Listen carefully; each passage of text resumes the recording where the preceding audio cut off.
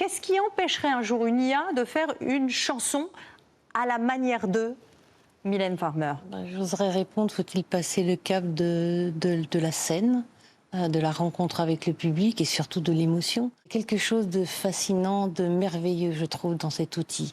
Maintenant, il faut savoir s'en servir et ne pas devenir l'esclave de cet outil, justement.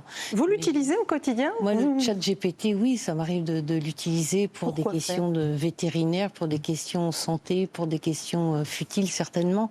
Mais c'est un outil qui vous apporte quelque chose de concis, qui a de telles données que c'est assez impressionnant.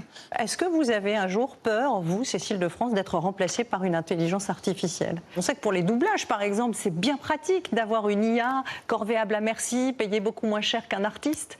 Alors, j'ai pas peur, mais j'ai plutôt envie de... Oui, bah oui, c'est vrai, tu as raison, mais je me dis que soyons plutôt dans une attitude constructive et exigeons des lois qui pénaliseraient financièrement ces grands patrons de la tech s'ils ne se mettent pas en conformité avec une série de règles basées sur le respect du droit des humains et donc des artistes.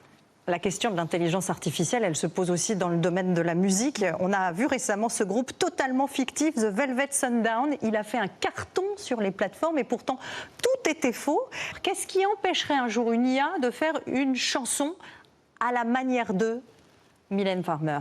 J'oserais répondre, faut-il passer le cap de la scène, de la rencontre avec le public et surtout de l'émotion.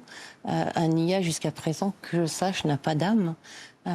Et quand on dialogue avec un public, je pense que c'est irremplaçable. Il faut être humain avant d'être technologie.